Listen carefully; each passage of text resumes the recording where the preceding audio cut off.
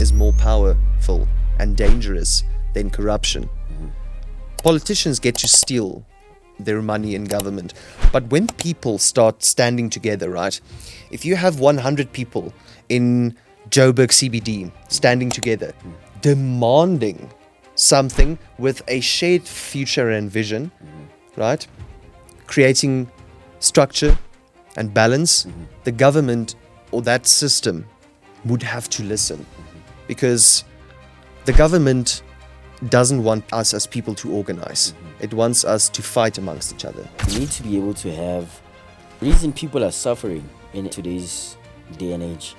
It's not only to create conflict within yourself and make you realize that if something is happening in your life, there's probably something wrong that you're doing, and you need to turn back and follow the correct order that Jesus put for you to follow. Created.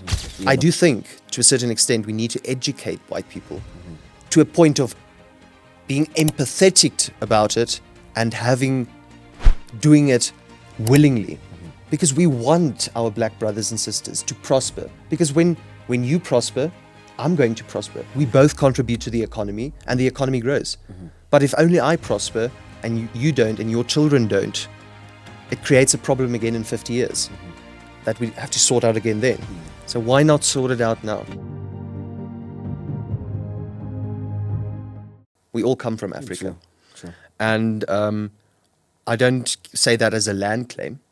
As a white person, I'm never going to claim land in South I Africa. actually want to get into that as well, because no, actually, let me let you finish your point.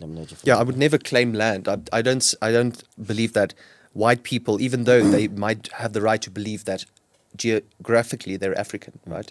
They belong here. That doesn't give white people a land claim, because we've been economically privileged for the past 400 years, since the beginning of apartheid. And deconstructing is not me apologizing to you for what my parents did. I will never apologize. I'm not an apologist for anything. But acknowledging the wrongs my parents did is not me apologizing to you. It's saying, wrong has been done. Let's work together and let's fix the mistakes that was made in the past for a better future for our children, right? And white people take offense to that, because if we were to work together and we created a stable society, it would mean that we're both as human as one another, right? Actually, evidence shows that white people and black people in a certain group might actually share more DNA with one another in South Africa than a black person from South Africa and a black person from somewhere else in the world. That's how close human genetics is. So, just, grouping people, it's unnecessary. No, actually, I understand what you're saying. But then I've always had this, actually, during this, yesterday night, I was busy doing a research on you, deep diving into preparing for this interview. And a few weeks ago, a question popped into my head. Why do white people claim that South Africa is their land? And that's when I started doing my own research. And I actually went into ChatGPT. I went into all these different AI platforms, went into Google, did my own research. And I found out that the first people in South Africa, or Africa as a whole, were black people, were black Khoisan people. You can correct me if I'm wrong. Up until the year, I think it was 1652, I'm not sure, where the Europeans, the Dutch, came and colonized us, right? So then the question came into my head, why do white Afrikaners that are racist, and they understand this logic, this truth, that they did indeed come into South Africa and colonize us, but why do they still have that statement to say, this is our land and this is Afrikaners' land and this is not your land? Because let me say it like this: as an Afrikaner, right, a European descendant of Dutch and German and French settlers, at the end of colonialization in Ghana, the French colonizers could go back to France. The Germans in Namibia could go back to Namibia.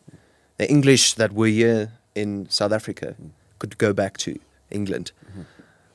After the Groot Trek, when the Afrikaner people were formed, They were no longer Germans and Dutch and French. They created their own people here, intermixing with local groups, other Europeans, even Malayan people. And they became the Afrikaners. So at the end of colonialization in the 1950s, 1940s, or whenever, when all of these Europeans could say, let's go back, it's the end of the gold rush now. What did Afrikaners say? They couldn't say, let's go back home, because they no longer had a home. They are no longer French and German and Dutch. They became Afrikaners. So the French didn't want them. The Dutch didn't want them. And we created a cultural lineage to Africa, right? Because we've been in Africa 400 years. To us, it feels, at what point do we start feeling more African and less European? And that is what I've been advocating for. I've been advocating stop as white Afrikaners and even whites as a whole. Stop advocating for the West. Stop tying yourself to Amsterdam and Berlin and all of that. You no longer belong there. You belong in Africa. And your future, whether prosperous or bad, depends on you and what you make of it. So if you make Africa prosperous, Africa is going to thrive. But if you want to make Europe prosperous whilst in Africa, Europe is going to thrive. And you are not going to thrive. Yeah. Do you believe racism will ever end? I don't think in my lifetime, in our lifetime. But I do think that as a white South African, I'd like to lay the foundations for a more inclusive society, both mentally and economically, socio-economically. But I do think that there's much more to come, and my generation will probably lay the foundations in the Afrikaans community. Other black activists in the African community will lay their groundworks, and in the future, I think we'll definitely have a more prosperous and inclusive Africa. At the end of the day, organized religion teaches us to wait. True. Wait for a savior. Yeah. And nobody is coming to save Nobody's you. coming to save you. And that harms your children. When you're an organized believer that believes in the power of praying without doing, believe that your food will be provided through holy means, but your child is hungry, right? That is a hindrance to progress in both the Afrikaans community and in the African community. So I've always wanted to be an educator, not speak for anyone, but educate people. If that offends Africans, so be it. If it's the truth, so be it. If it offends Europeans or people of European descent, so be it. But if Africans and Indian people and colored people align with my truth and perspective of history, then I'm happy to stand aligned with black people if they align with that truth, right? So I want to upset racists. I do believe it's 2025. If you're racist, there's medical and psychological help, right? You can get help. Yeah. And it's outdated. And that's why I have to fight against it. I have to provoke. Because saying some white people are racist doesn't sell as good as all white people are racist. Because to a certain extent, all white people are still racist. I say so because you can marry, as a white person, I can marry a black person, a black woman, and still be racist. If we fight, I can still call her a slur because I know as a white person that would upset her immensely from a position of power, right? It's not impossible. It's a racism, like I've said, the redistribution of wealth to Africans from white people. It's very simple. You redistribute wealth. But the redistribution of our mental privilege or the deconstruction of it is the hardest part. And that you have to start with. Because I don't imagine white people willingly having their land expropriated. I do think, to a certain extent, we need to educate white people to a point of being empathetic about it and doing it willingly. Because we want our black brothers and sisters to prosper. Because when you prosper, I'm going to prosper. We both contribute to the economy, and the economy grows. But if only I prosper and you don't, and your children don't, it creates a problem again in 50 years that we have to sort out again then. So why not sort it out now? No, yeah. Let's make a distinction, right? When I say refugees, I usually put it in quotation marks because refugees jump borders, they swim through rivers, they don't line up at the airport with tons of baggage. Yeah. Right? That's not what a refugee does. Yeah. They're not accepted into government subsidized homes that have been pre-packed with food and the right facilities. Because let's be honest, the white Afrikaans refugees are being treated as gold class people of interest, refugees. True. You don't see that treatment happening in the Trump administration with people from Congo, where there's an actual genocide in Sudan and other parts of Africa and the Middle East, Palestine. So what I say to the Afrikaans community, if you want to believe in a genocide, if you believe that you're persecuted, so be it. But if you deny an actual genocide happening in Palestine or Congo and believe that your genocide is illegitimate, you have serious work cut out for you. Because how can you be persecuted, right, when you actually have a voice to talk for yourself? People that are being persecuted, people in Palestine, you don't see them across mainstream media on their TikToks and stuff. There are people in war-torn countries dying, right? And crime is a statistic that affects all South Africans, not just white farmers. Yeah. I saw this other there's this interview of this African who was mentioning that he left his 5 bedroom house and his kid, I think he said his dog or something. And black people were actually laughing in the comments section saying that these are the refugees that Donald Trump actually took, thinking that there's a white genocide. So I want to really make it clear to the people and ask you that, so that we just put it straight, is there white genocide in South Africa? There is no white genocide in South Africa. Okay. So now the people know. So And I say so, yeah. right?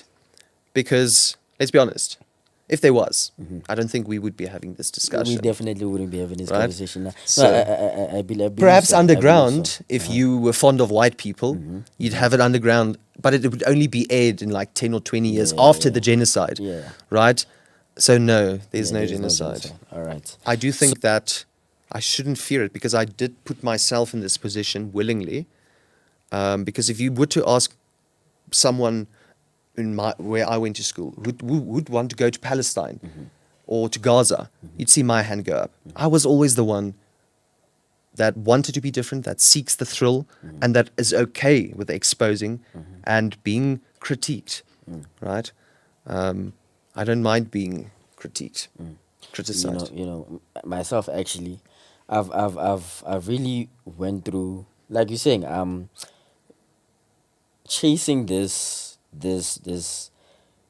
a path of exposing truths and trying to live up to what is supposed to be and not what people want it to be, you know. I've actually dealt with what you're saying. I've had a lot of pushback myself from certain claims I might say or certain opinions I might have, and mostly what kept me sane and what kept me grounded was believing that I live for Christ and my family and not society. So if I make a claim today, and I really would like to say to the public that I really try my best to live up to what the Bible would say you should live up to. That way, it really helps you as an individual to feel that I know I am liked and I am loved in the eyes of the Lord more than I am in the eyes of the public. Because I feel like that way you get to be okay with whatever happens in your life, you know? It gives you that feeling that no matter what happens, no matter who says what, is you have a father that you can say, as long as you're happy, I'm okay, you know? Are you happy? Well, you know, I've never been asked that question. I do think this, I've been put on the spot now. This does, I